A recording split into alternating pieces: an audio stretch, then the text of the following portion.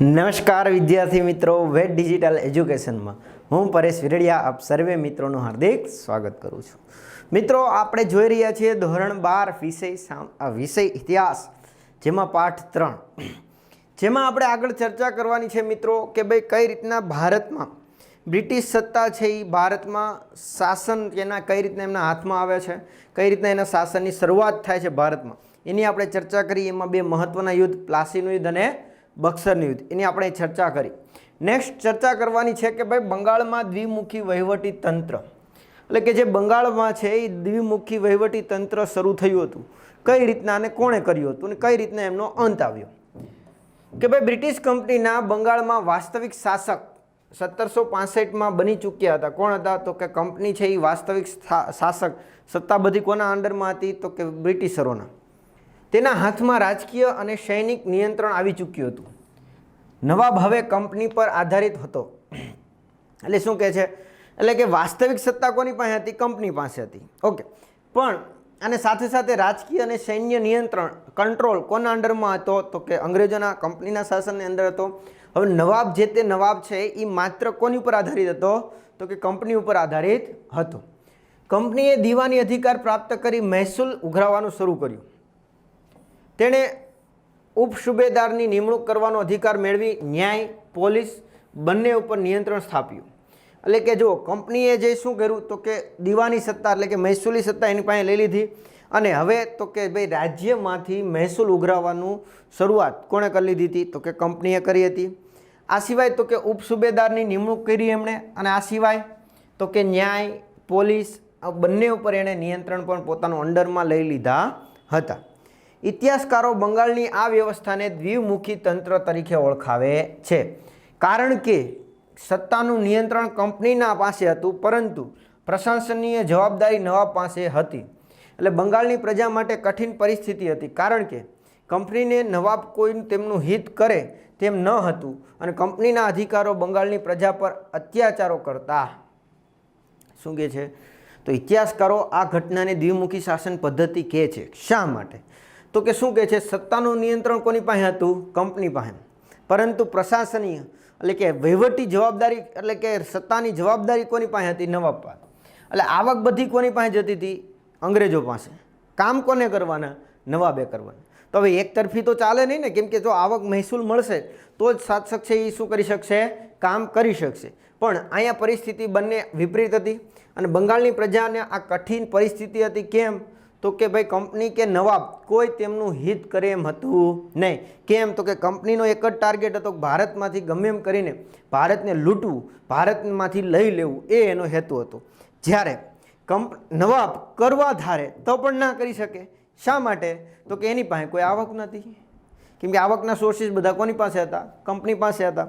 Okay, આથી એમ કહી શકાય કંપનીના અધિકારીઓ બંગાળી પ્રજા ઉપર અત્યાચાર કરતા હતા, અને આ દ્વિમુખી શાસન પદ્ધતિને બંગાળનું ભયંકર શોષણ કર્યું। તેથી બંગાળ ગરીબી અને બેહાલીનું ભોગ બન્યું, અને બંગાળમાં દુષ્કાળોની પરંપરા સર્જાઈ હતી। એટલે એક સમૃદ્ધ પ્રાંત વિસ્તાર હતો કે જેમાં આ દ્વિમુખી શાસન પદ્ધતિને લીધે શું થયું? તો કે ભાઈ એને લીધે બંગાળની પ્રજા ગરીબ અને બેહાલી બની, એટલે કે કોઈ હાલ ના હોય એવું બની ગઈ।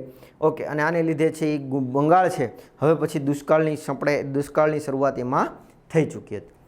નેક્સ્ટ વાત કરવાની છે કે ભાઈ હેસ્ટિંગના સમયમાં ઈસવીસન 1813થી 1822ના સમયમાં બ્રિટિશ કંપનીનો સર્વોપરિતાની સ્થાપના, એટલે હોર્ન હેસ્ટિંગ જે છે એના સમયમાં કઈ રીતના બ્રિટિશ સત્તા છે અથવા બ્રિટિશ કંપની છે એ ભારતમાં સર્વોપરી બને છે, તો જોઈએ એમની ચર્ચા કરીએ।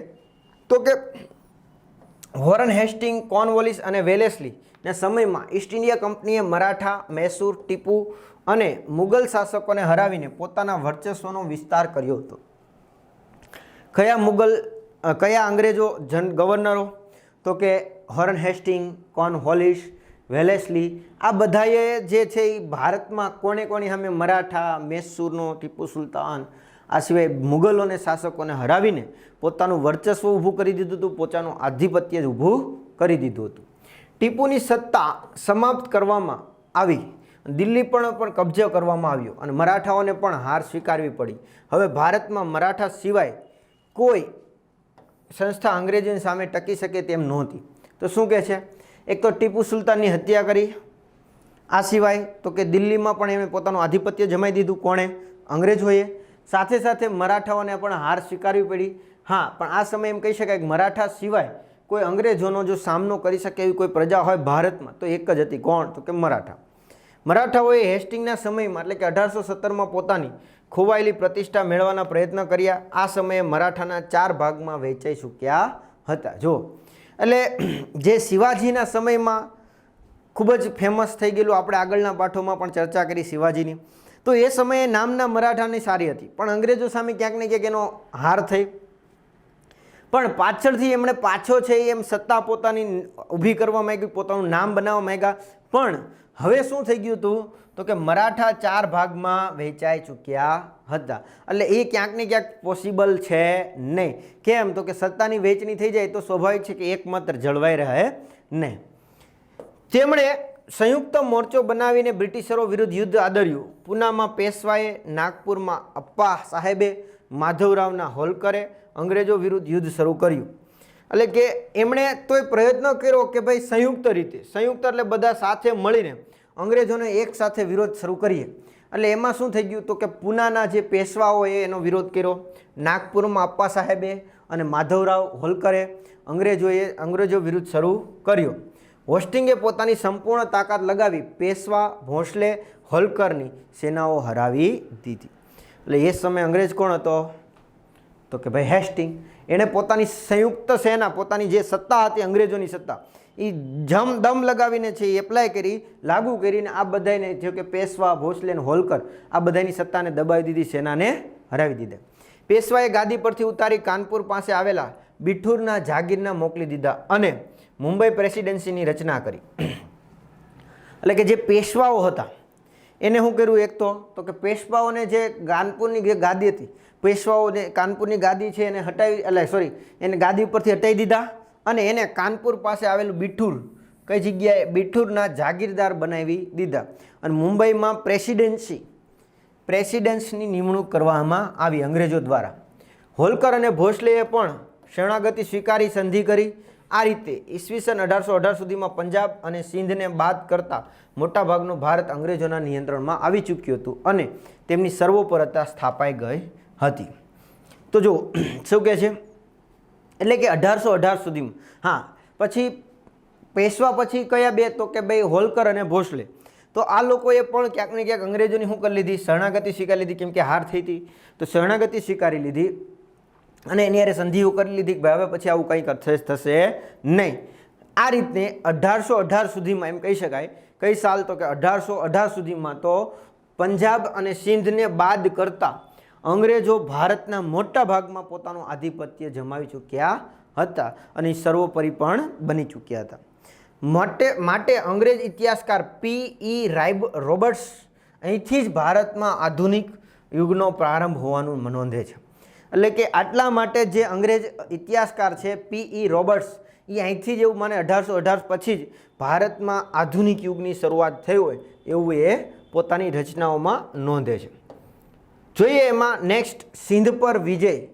એટલે કે સિંધ જે પ્રાંત આપણે વાત કરી એની ઉપર આ અંગ્રેજો કઈ રીતના પોતાનું આધિપત્ય જમાવે છે તો એની વાત કરીએ તો કે અંગ્રેજોએ ભારત જીતવાનું પોતાનું કાર્ય 1818 થી 1857 સુધી સુપરે કર્યું, જેમાં સિંધનો વિજય મહત્વપૂર્ણ છે. એટલે એમ કહેવાય કે અંગ્રેજોએ આ જે 1818 થી 1857 સુધી છે આ કાર્ય સતત આગળ વધાર્યું. એમાં કોઈ મહત્વનું જે વિજય મેળવો હોય તો કયો હતો? સિંધ પ્રદેશનો વિજય હતો. રશિયાના ભયને કારણે તેમણે સિંધનો વિજય કરવાનું નક્કી કર્યું. કેમ? તો કે રશિયા એ પહેલેથી થોડુંક એક્ટિવ હતું અને એની સતત ડરને લીધે અંગ્રેજોએ ક્યાંક ને ક્યાંક પોતાની આગમ બુદ્ધિ વાપરીને એવું કહેવાય કે ભાઈ અંગ્રેજોએ છે પોતાની સત્તા ક્યાં કયો વિસ્તાર જીતવાનું નક્કી કર્યું? તો કે સિંધ પ્રાંત. અફઘાનિસ્તાન અને સિંધના રસ્તે રશિયા ભારતમાં પોતાનું વર્ચસ્વ ન વધારે તે માટે આમ કરવું તેમના માટે અનિવાર્ય હતું. કેમ? તો કે અફઘાનિસ્તાન અને જે સિંધની રસ્તો છે એની વચ્ચે છે રશિયા છે એ પોતાનું શું કરી ના દે? પોતાનું વર્ચસ્વ ઊભું ના કરી દે. એ હેતુથી આ વિસ્તાર જીતવો ફરજિયાત બની ગયો હતો. કોના માટે? અંગ્રેજો માટે. સિંધ નદી પર વેપાર માટે પણ બહુ ઉપયોગી હતી. એક સિંધી એટલે કે એક સિંધ 1832 દ્વારા સિંધના અમીરોની સિંધના વેપારીઓ માર્ગો બ્રિટિશરો માટે ખોલી દીધા હતા, ત્યારે એક બીજા સિંધ પર થઈ, પરંતુ છે એ શું છેવટે ચાર્લ્સ નેપિયરે સિંધ પર આક્રમણ કરીને સિંધને બ્રિટિશ સામ્રાજ્યમાં ભેળવી દીધું. એટલે શું કહે છે મિત્રો, એટલે કે પહેલી જે એક છે એ શું થયું, જો આ લોકોને કેમ જરૂરી હતું, એક તો રશિયા અહીંયા પ્રવેશે નહીં એટલા માટે, બીજું આ નદીના વેપાર કરવા માટે, નદી માર્ગ જળમાર્ગ માટે પણ આ છે એ સિંધ પ્રદેશ અથવા સિંધ નદી છે એ ઉપયોગી હતી. એક સંધિ થઈ, એ સંધિ અંતર્ગત સિંધના જે પણ કાંઈ અમીરો હતા એણે સિંધના વેપારી માટે માર્ગો બ્રિટિશરો માટે ખોલી દીધા કે ભાઈ એક સંધિ અંતર્ગત હવે પછી ભારતમાં આ જે સિંધ પ્રાંતમાં પણ બ્રિટિશરો પોતાનું આધિપત્ય રાખશે. પણ એક બીજી સંધિ પણ કરવામાં આવી, પણ એ છેલ્લે એ બધું ના થાય એટલે છેલ્લે ચાર્લ્સ નેપિયર, કયો વ્યક્તિ, ચાર્લ્સ નેપિયરે સિંધ ઉપર આક્રમણ કરી દીધું અને સિંધને બ્રિટિશ સામ્રાજ્યમાં ભેળવી દીધું. કયા સમય સુધીમાં? 1843 સુધીમાં. નેક્સ્ટ એક થોડીક અમથો પ્રશ્ન છે, નાનો અમથો પ્રશ્ન છે કે કયો છે, તો કે ડેલહાઉસીની ખાલસા નીતિ. જે ડેલહાઉસી હતી મુગલ સામ્રાજ્ય બ્રિટિશરોનો એક મહત્વનો શાસક ડેલહાઉસી. તો આ ડેલહાઉસીની ખાલસા નીતિ શું હતી એની અહીં ચર્ચા કરવાની છે. તો કે ભારતના ગવર્નર જનરલ તરીકે આવેલા 1848માં ડેલહાઉસીએ શરૂથી જ સમગ્ર ભારત ઉપર અંગ્રેજ શાસન લાદવાના પ્રયાસો કર્યા હતા. એટલે કે જે ભારતમાં ગવર્નર જનરલ અલગ અલગ આવ્યા, જેમ આપણે આગળ વાત કરી વેલેસ્લી ને વિલિયમ બેન્ટિંગ ને કોણ હતા, હોર્સ્ટિંગ ને હેસ્ટિંગ ને બધા હતા. તો એની પછી તો કયો વ્યક્તિ આવ્યો 1848માં? ડેલહાઉસી. અને ડેલહાઉસીએ પહેલેથી જ એવી નીતિ રાખી હતી કે ભાઈ આપણે ભારત ઉપર પોતાનું આધિપત્ય જમાવવું છે. તેમણે કહ્યું કે ભારતના દેશી રાજ્યોનો અંત બહુ ઓછા સમયમાં આવવાનો છે. જો એણે શું કહી દીધું હતું? ભારતના દેશી રાજ્યોનો અંત બહુ ઓછા સમયમાં, થોડા જ સમયમાં નાશ પામશે. અને સામ્રાજ્યવાદી ડેલહાઉસીએ ભારત જીતવા માટે એક વિચિત્ર સિદ્ધાંત એટલે કે ખાલસા નીતિ દ્વારા ભારતના રાજ્યોને હડપ કરવાનું શરૂ કર્યું. એટલે કે સામ્રાજ્યવાદીનો ડેલહાઉસી એટલે કે સામ્રાજ્યવાદી નીતિ એટલે કે સામ્રાજ્ય ફેલાવો એ નીતિને આગળ વધારતો વ્યક્તિ ડેલહાઉસી એક વિચિત્ર સિદ્ધાંત, વિચિત્ર એટલે કે અલગ જ પડતો સિદ્ધાંત રજૂ કર્યો. અને એ અંતર્ગત શું લાવ્યા? સોરી મિત્રો, ખાલસા નીતિ. અને ખાલસા નીતિ છે એ અંતર્ગત જ ભારતના જે દેશી રજવાડાઓ હતા એને હડપવાનું એટલે પોતાના રાજ્યમાં સામ્રાજ્યમાં ભેળવવાનું શરૂ કરી દીધું. આ સિદ્ધાંત પ્રમાણે કોઈ પણ રાજ્યનો પોતાનો શાસક ઉત્તરાધિકાર વગર મૃત્યુ પામે તો તેનું રાજ્ય અંગ્રેજ સામ્રાજ્યમાં ભેળવી દેવાનું હતું.